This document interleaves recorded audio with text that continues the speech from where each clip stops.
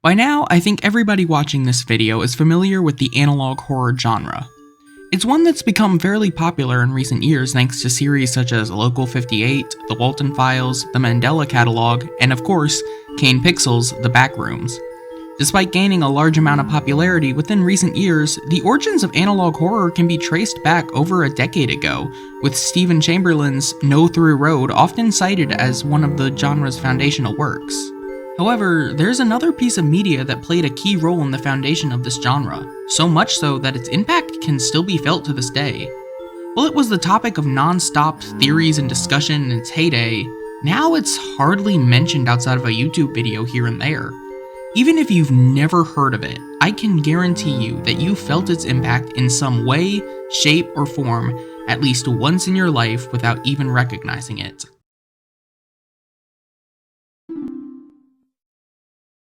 Released in September 2010, the Ben Drowned Creepypasta has gone down in history as one of the most iconic pieces of internet horror. While it seemed to start out as any other creepypasta, such as Slenderman or Jeff the Killer, what really set this story apart from the sea of other creepypastas was its well-written story and the videos that accompanied it. And while the story may seem cliché by today's standards, it's worth remembering that every cliché has an origin. So, in the spirit of Halloween, we're going to be discussing the legacy of Ben Drowned and how it impacted both the analog horror genre and even general media as a whole. Hi, Linked Wolf in editing here. So while I was editing this, I learned about a video by the user SonoSara titled The Impact of Ben Drowned that came out back in May of this year. I have not seen that video, and I probably won't watch it until the editing process is done. I did, however, link their video down below, so you should go and check it out after this one. Okay, bye. So, turn off the lights, sit back, and if you have any figurines on your desk, be sure to keep an eye on them. In order to fully establish why Ben Drowned has left such an impact on modern internet horror, we need to go over the creepypasta itself, or at least the first arc. The story starts on September 7th, 2010, with our protagonist, Alex Hall, also known as Jadusable, making a post on 4chan. In his post, Jadusable describes how he recently moved into his college dorm for his sophomore year of college, with a friend of his giving him his old Nintendo 64 and a couple of games, including Super Smash Bros. 64. After getting bored of Smash, Jadusable decides to go to some garage sales to find some new games.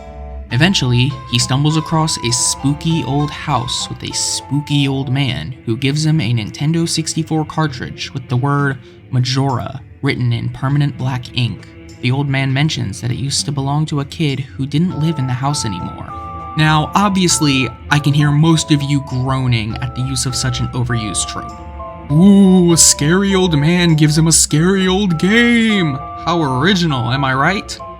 However, it's worth remembering that at the time this creepypasta was first posted, this trope really wasn't seen all that much. I don't want to say it was the first use of this trope, but it was probably one of the first uses of this trope, in the sense of a haunted media object. Anyway, as Jadusable leaves, he hears the old man say something along the lines of, "Goodbye then," a few times, but he doesn't think anything of it. When Jadusable gets back to his dorm, he puts the cartridge in and finds that there's already a save file named Ben on the cartridge that was decently far into the game. He quickly realizes that the old man wasn't saying goodbye then, but rather goodbye Ben. For some reason or another, Jadusable reminded the old man of his grandson, Ben, or at least that's what he assumes. Jadusable makes a new save file named Link. He notes how the game runs very smoothly for what he assumed to be a bootleg cartridge, with only a handful of hiccups and graphical glitches here and there. However, he also notes how some NPCs would refer to him as Ben, which honestly unnerved him quite a bit. Although he had intended to keep the file out of respect for the original owner, after beating Woodfall Temple, Jadusable deleted the Ben save file, saved his game, and turned it off to work on some homework. Things continued as normal until Jadusable decided to perform a glitch known as the 4th day glitch. As the name implies, it gives you an extra 4th day to get things done. So, Jadusable goes to the Astral Observatory to perform the glitch, looks in the telescope, and backs out, Except he's not greeted by the astronomer. Instead, Jadusable finds himself in the Majora boss fight room, with Skull Kid floating above him. No matter where he moved, Skull Kid's gaze would follow him. Eventually, a dialogue box appeared, asking Jadusable if he'd like to go to the lair of the temple boss. He hit yes, and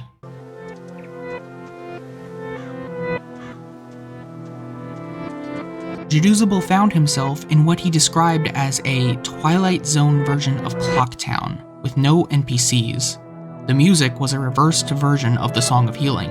The most notable thing was a strange feeling of looming dread that came over him, as if something, or someone, was out there, waiting to strike at any moment.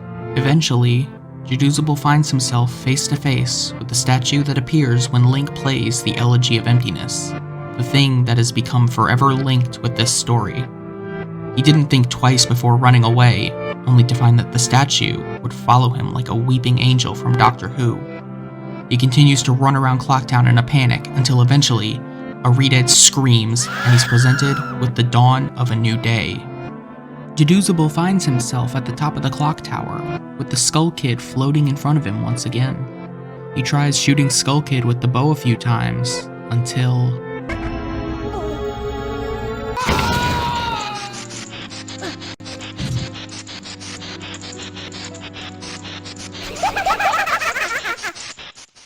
when Jadusable respawns, he tries another strategy, only to be met with the same results. He keeps trying, but there's no change. No matter what he tries, Link continues to burst into flames. After the third time, however, the camera fades back in, and Link is lying there, dead. Eventually, the game fades out, stating that Jadusable has met with a terrible fate, before kicking him back to the title screen. Except the Ben file was back, along with a new save file labeled Your Turn.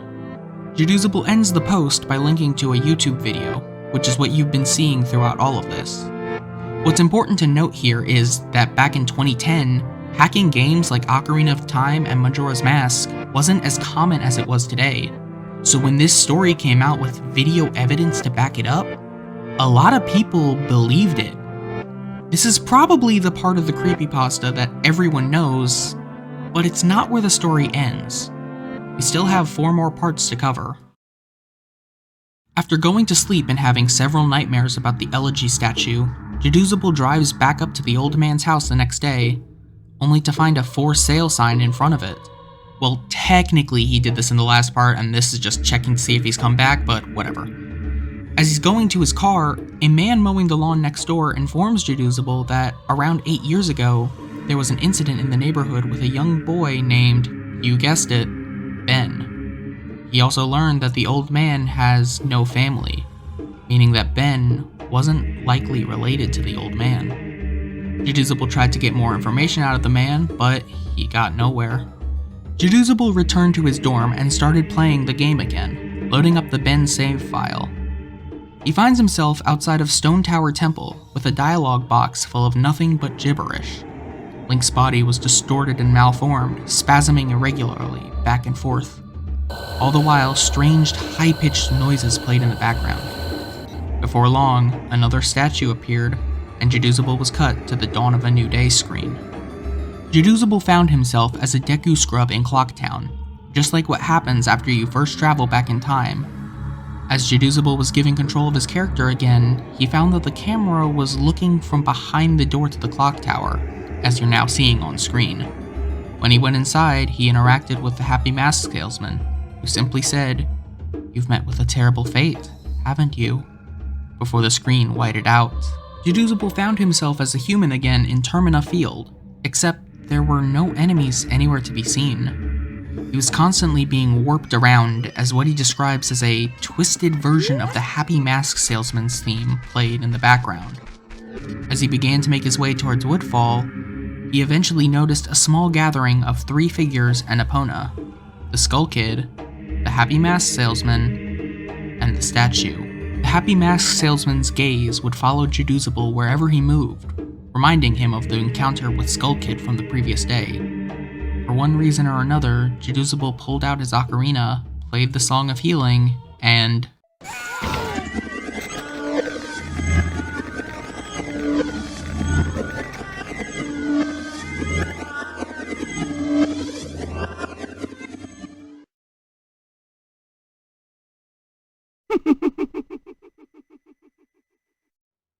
Jadusable was suddenly shown the Zora transformation cutscene before he found himself as Zora Link in the Great Bay. He walks down to the beach where he finds Epona angled towards the sea. Taking this as a sign to go in, Jadusable dives into the ocean, only to find another elegy statue standing motionless beneath the waves. He tries to get closer, only for the drowning animation to play, killing him and booting him back to the title screen, as if the console had been restarted.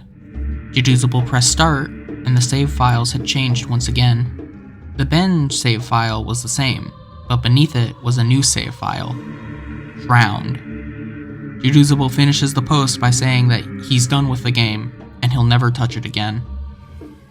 That wasn't his decision to make. The third post came on September 10th, 2010. It was far shorter than the previous two, but it was concerning, to say the least. The writing appears frantic, which is vastly different from the more calm and collected writing style of the first two posts. In it, Jadusable claims that after doing what a couple of viewers had suggested in the comments of the previous two posts, something went horribly wrong. The statue had started to appear in his dreams and in real life, always following behind him. He hasn't left his dorm room, keeping the blinds closed at all times to keep it from watching him, but it could still see him when he played the game. Jadusable then goes on to mention how the game, or whatever's inside it, has started to talk to him, but not through dialogue that's already in the game. We'll come back to this, however. With this post came another video, drowned.wmv. The video starts at the select to file screen, where we see Jadusable load up the drowned file. When the game starts, we see that Link is at the area at the beginning of the game, right after Skull Kid stole Epona and his ocarina. Surprisingly though, everything seems to be fairly normal, save for the eerie silence and the statue appearing for just a few seconds at the beginning. When Jadusable reaches Skull Kid, the game hits him with the same glitchy, garbled text that it has been for the past few days, except for 2 lines. "Aw, boo-hoo, why the sad face? I just thought I'd have a little fun with you." The cutscene then glitches out, and at the end, Jadusable is prompted to play a song. Quite a few readers had suggested that he try playing the Elegy of Emptiness on his ocarina to see what would happen, so he does just that, and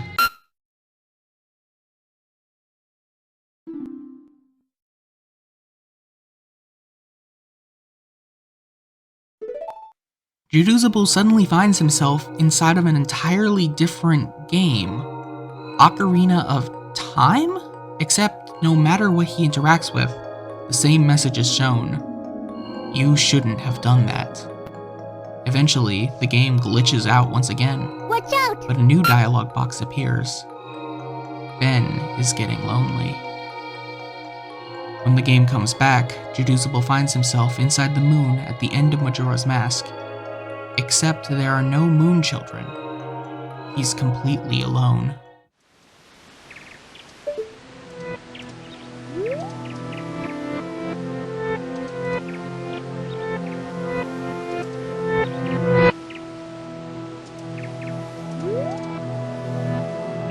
As he looks at the statue, a high-pitched shriek suddenly cuts through the silence, with the happy mask salesman appearing for a brief second before the game cuts to black. Then, new dialogue appears. You will be given one last chance. Back to where it all began. Come play with us. At the very end, we see that Jadusable's original file has returned, with the drowned save file nowhere to be seen. The fourth post comes 2 days later, on September 12th, 2010. Except, Jadusable isn't the one posting. Instead, we're told that this entry is being written by his roommate. He explains how something was seriously wrong with Jadusable. He stayed in his room all the time, fell out of contact with literally all of his friends, and I'm pretty sure he hadn't been eating hardly anything. After the second day, I just couldn't stay in there anymore, so I've been crashing at a buddy's place, only coming into my room to get the stuff that I need. I tried talking to him several times, but he would cut me off or keep the conversation brief when I asked him about his strange behavior. It was like he was convinced something was hunting him. Yesterday I came to grab my philosophy book and he approached me, looking awful, like horrible bags under his eyes. He handed me a flash drive and gave me specific instructions. He told me that he needs me to do one last favor for him. He finally explained to me what was going on, gave me the account info to his YouTube account, and told me that he's getting away from here, that it lured him to play it again instead of trying to change things, and that he shouldn't have done that, and to upload the footage to inform people what happened. I told him he could do it himself, and he got this wild look in his eyes, and told me that he is never looking at that game again, and that's the last thing he said to me. He never even said bye when his parents came to pick him up. I never even got to meet his parents. According to Jadusable's roommate, the flash drive had 3 things on it: a video file, a text document with his YouTube login, and a third text document labeled thetruth.txt. With the post, the roommate uploaded the video and promised to upload the TXT file a few days later, on September 15th. They also mentioned that they cut out the beginning of the video where Jadusable loaded the save file, but made note that he's once again playing on the Ben save file. The video starts out with Jadusable in Icona Canyon, although right off the bat, something doesn't feel right. Jadusable is moving strangely. He equips and unequips the Mask of Truth a few times, draws his bow, and slowly moves through the menu, eventually showing us that he no longer has the Elegy of Emptiness. This eventually brings us to why he's in Icona Canyon, the castle. For those of you who don't know, Icona Castle is where you go in a normal Majora's Mask playthrough to get the Elegy of Emptiness, which is needed to unlock the door to Stone Tower Temple. Strangely though, everything appears to be rather normal for a while. The only thing out of the ordinary is when Jadusable tries to equip the Picto Box and is presented with a picture of the Happy Mask Salesman and the Elegy statue, which he gets rid of. However, this normalcy obviously doesn't last long. As Link enters the throne room to fight Egos Duikana, he's immediately shown the cutscene where the king teaches the Elegy of Emptiness. Immediately after, the game seems to glitch out once again. The screen turns purple and the Gomez mini-boss spawns, attacking and killing Jadusable instantly. As the screen goes black, a text box appears, reading, "Why is he smiling? The father." When Jadusable respawns, he finds himself in the Icona graveyard. He investigates a few tombstones, eventually coming to one with the Elegy statue standing behind it. Immediately after reading the tombstone, Link stumbles and seemingly falls through the floor, and a text box appears, reading, "It'll be our little secret, okay?" When the game comes back, Jadusable finds himself in the weird, twisting hallway from the beginning of the game that leads to the clock tower. As he goes through the door, however, he's once again greeted by the Elegy statue, and his game freezes. It cuts to black with a text box that reads, "You can't run." When the game comes back, Jadusable finds himself in the clock tower with the Happy Mask Salesman and the Elegy statue, both in the same position as the picture that we saw much earlier. Suddenly, the animation for an Elegy statue spawning begins to play, but the screen cuts to black with a text box appearing. "Please, help me." The game kicks Jadusable back to the title screen, where we can see that the Ben save file has been replaced with a new one, Matt. Just as he promised, on September 15th, Jadusable's roommate uploaded the file, thetruth.txt, for everyone to read. The file contained all of the notes that Jadusable took as he played the game, which allowed for some insight as to what his mental state was like while playing this game. However, they also reveal something alarming. The videos that we've been seeing have been altered. Someone, or something, doesn't want the truth to be spread.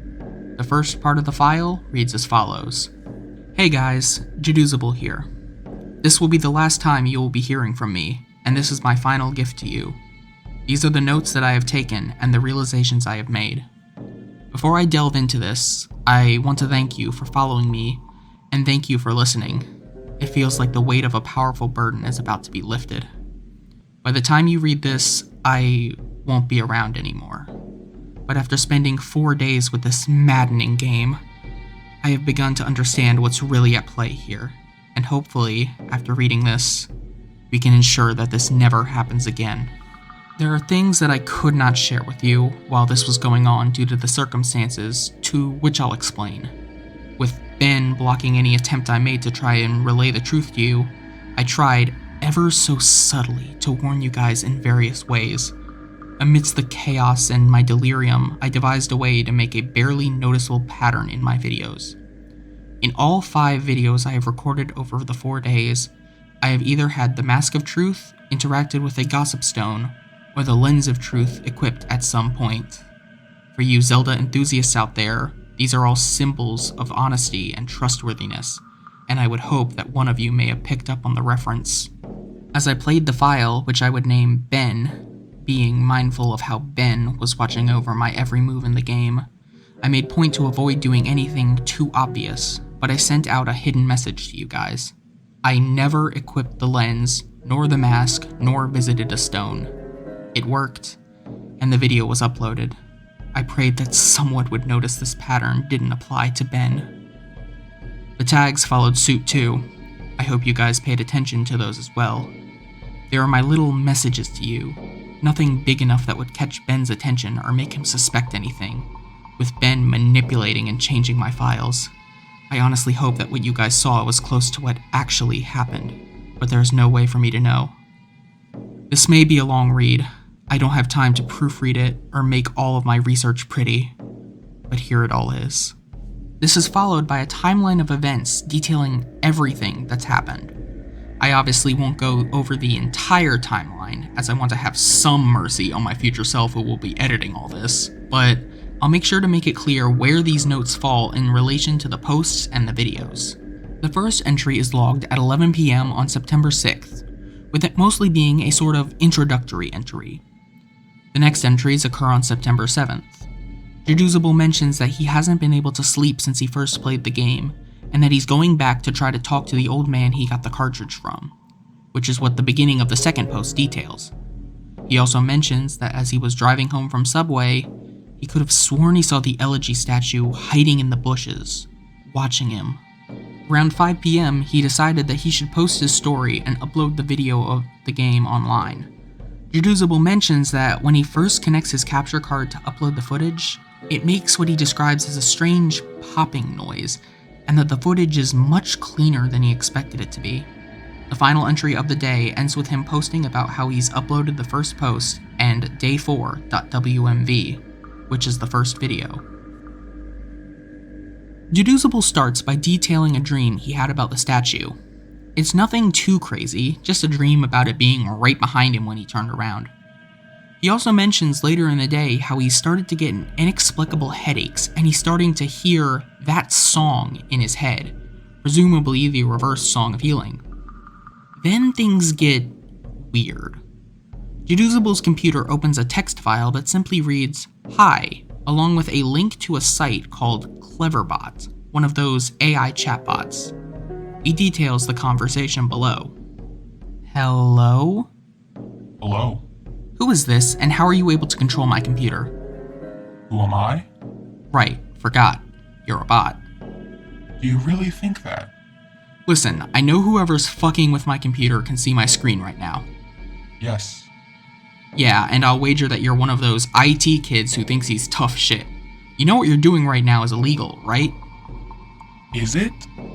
No shit. Are you familiar with the terms invasion of privacy? Get the fuck off my computer, kid. I am your computer. Cool story. Anyway, I'm calling DPS. You picked a bad time to fuck with me, kid. Should I wait until you play the game then? What? The game. Majora's Mask? Yes. How did you know about that? Because Because what?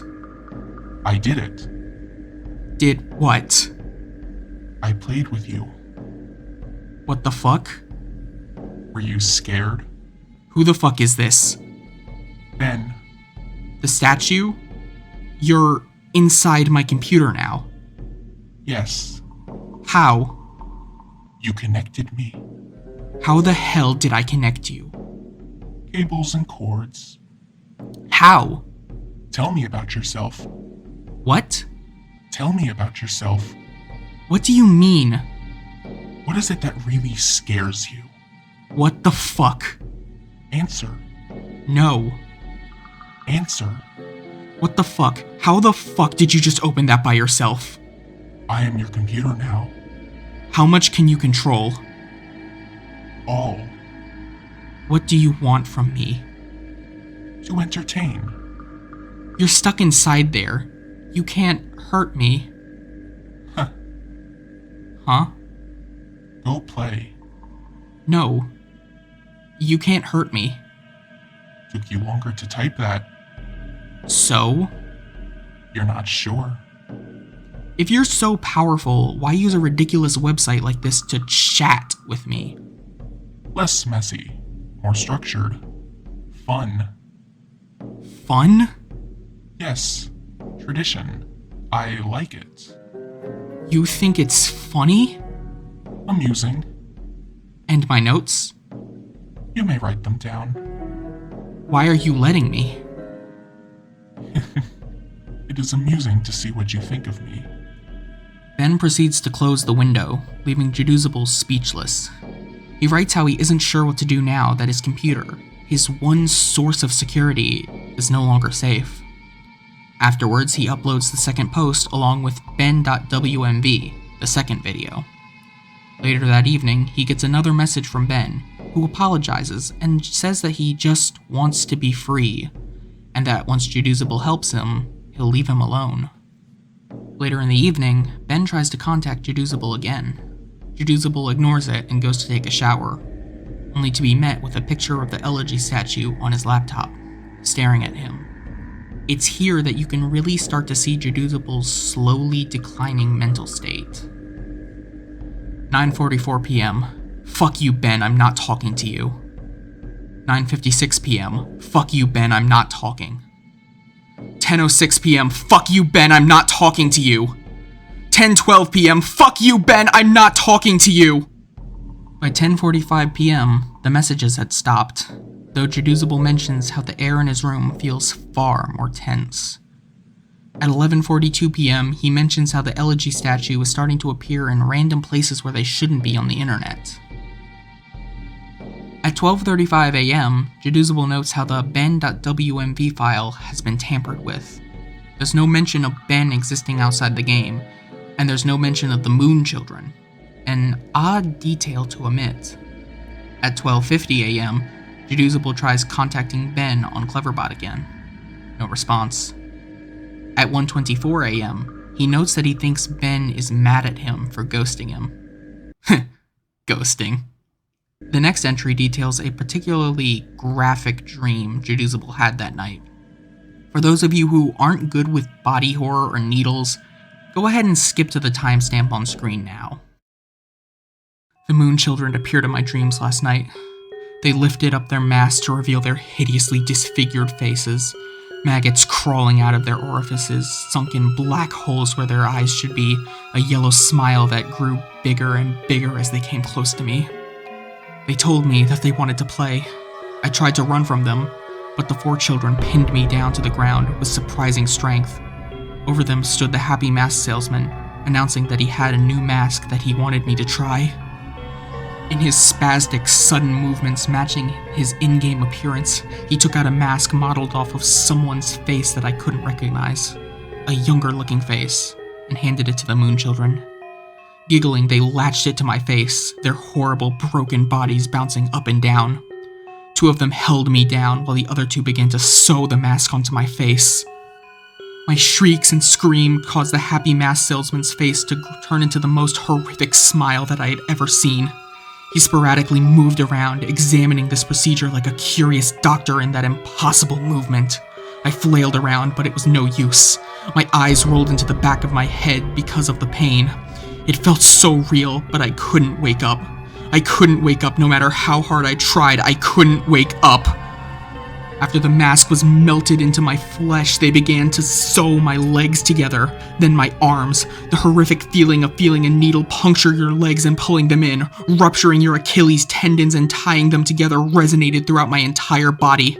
I tried to scream, but the mask was pressed so tightly against my face that it was my new face, and my new face had no mouth. I didn't make a sound. I tried telling myself in my head that I was dreaming, tried telling myself again and again, and suddenly, the moon children stopped and looked at me. They just stared. And the happy mask salesman slowly bent down and stared at me, inches away from my face, and grinned when he simply said, "You've met with a terrible fate, haven't you?" Before the moon children resumed with increased vigor, I couldn't wake up. It wouldn't let me wake up until they had crafted me into another elegy statue. I woke up sweating, crying, and shaking uncontrollably. I immediately ran to my computer and went for Ben. Answer me, Ben. Welcome back. What is the point of doing this? Why? Amusing to see. How? Fun to play. Fun to toy with you. Make you feel safe. I wonder how you would have reacted. To what? If I hadn't revealed myself and stayed hidden, only doing little things to play with you. Close out your windows, turn off your computer, move your mouse by itself. Little things. Make you wonder if I am there, but you never know. Give you little hints that I am. I wanted to do something different with you. You've done this before? Yes, and I will do it again. To who? Ben? Do you know Ben? Won't tell that information to you. How did Ben die? You know. No, but how did he drown? Won't tell that to you. Why? It is reserved for another. Who? Another who asks. When? Later. The window once again closes, and Jadusable notes how he's starting to think that this entity isn't actually Ben, but rather something that took up his name after it killed him. He then notes that the atmosphere in the room feels much more hostile, as if something is there. In an act of desperation, Jadusable plays the game again. Later on, he has another conversation with Ben. What is it? What is the point of playing? I die whenever I do anything. You die because you can't figure out the secret. What? Thematic. What the fuck are you talking about? There's beauty in your suffering. The window closes once again. At 6:23 p.m., Jadusable uploads the third entry and drowned.wmv. At 11:52 a.m., Jadusable notes how the drowned.wmv video was uploaded to YouTube when he woke up, along with the summary. Except, he claimed that he doesn't remember uploading it, only uploading the footage to his computer from the capture card. He also mentions that there's now a second video summary that he never remembered typing, but it resembled the Moon Children dream he had the previous night, except on a, quote, far more sadistic scale. At 12 p.m., Jadusable notes that Ben won't let him on YouTube. At 2:02 p.m., the air begins to constrict, as if whatever is in the room with Jadusable is getting more and more violent. At 12:44 p.m., Jadusable tries to contact Ben again. No response. At 3:51 p.m., he can hear the reverse song of healing. Then, at 4:23 p.m., Jadusable opens his blinds to find the old man standing outside, staring up at his window. This was Jadusable's final note, as he begins to write his closing message. He gives a summary of a video named matt.wmv, one that is mysteriously missing from Jadusable's YouTube channel. He mentions how after trying to perform the fourth day glitch, the game rather aggressively forces him to go to Icona Canyon, promising an end to his suffering. Jadusable then mentions that after warping there, he opens his inventory to find that the Elegy of Emptiness is missing. It's here where things get interesting, because if you recall, this exact thing happened in Jadusable.wmv, but Jadusable's roommate mentioned how he cut out the beginning part of that same file. The text file then ends with the following message. I am typing these closing thoughts on the library computer on campus, and I've emailed myself the notes I have stored on my infected computer from the last 4 days. I'm then going to combine and copy-paste those notes with the closings and openings that I've typed here on the safe public computer into one text document. I'm not taking any chances spreading Ben. I would not wish this horrible torment on anyone, and I've made sure to have my bases covered here. I didn't run into any problems with Ben when I was back on my computer trying to email myself the notes. Went right under his fucking nose. He has no idea what he just let me do. Had no problems opening the text document from my infected computer in my email either. I can't describe to you how it feels to finally be able to get the word out in this post. The nightmare ends here. That said, do not download any of my videos or anything about my videos through a YouTube video, audio ripper, a screen grab, whatever. I don't know how he can spread, but I know that just watching them on YouTube or reading my text won't be able to allow him to spread. Otherwise, he wouldn't have needed my help in the first place. But I strongly recommend you do not take anything you see streaming online onto your own personal computer. This will be my last posting. I'm putting up on this forum here for the world. If you see any further posts from me after today's current date, September 12th, and after the current time, 12:08 a.m., discredit them. It has already proven to me that Ben can access my account/password and manipulate my computer. And like I said, I have no idea to what extent it can do this, but know that it will do anything to break free. He is desperate.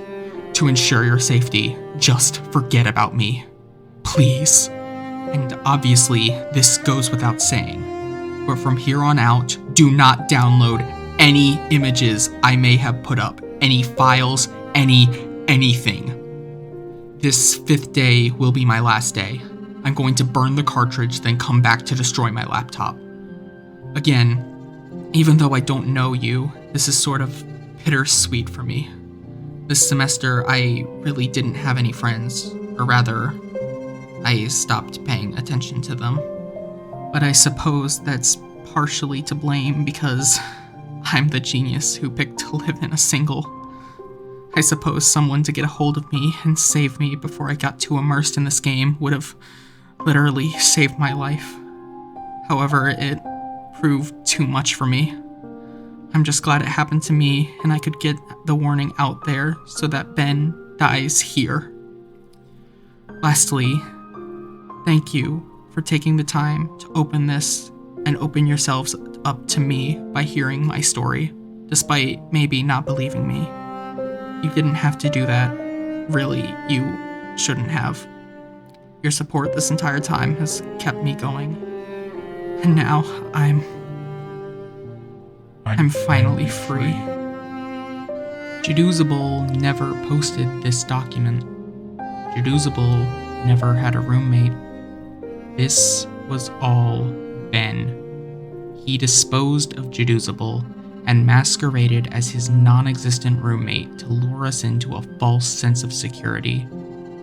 By downloading the text file, we played right into his hands.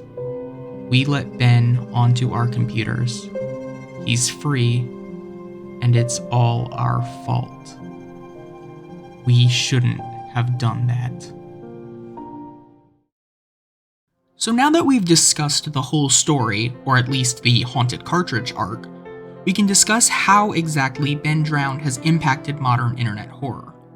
I think that one of the biggest problems people have with this creepypasta is its use of tropes, most notably, the haunted media object trope. We've all seen this trope time and time again in recent years, where some supernatural entity possesses something like a video game or a VHS tape in order to speak with the viewer and scare them. I think some examples of this trope from more recent memory would be the Squimpus McGrimpus Five Nights at Freddy's found training tapes, or even the game Amanda the Adventurer. This isn't to say that either of those are bad because of their use of this trope. In fact, I'd say that these are good examples of this trope done right. However, it's important to remember that in 2010, this style of horror hadn't been seen outside of a very few examples. Many of the things about it that we call cliché by today's standards can, and in my opinion, should be forgiven because, at the time of its original publication, these things weren't clichés. Hell, I'd even go as far to say that Ben Drowned, along with Godzilla NES and Candle Cove, essentially predicted the themes of a majority of analog horror series almost 5 years before the genre really took off with the release of Local 58 in 2015. Look at something like Petscop, a horror series about a player named Paul documenting his findings while playing a supposedly lost PlayStation game that's full of strange glitches and an entity that communicates with Paul. If that isn't enough for you, the creator of Petscop, Domenico, I really hope I pronounced that right, has come forward and cited Ben Drowned as an inspiration. Another example comes from concept art for the Gravity Falls episode Soos and the Real Girl, which involves a video game character named Giffany coming to life and trying to bring the character Soos into the game with her so they can be together forever. And while I couldn't find any concrete evidence of this next part, a lot of people believe that this episode was one of the inspirations for Monica from Doki Doki Literature Club.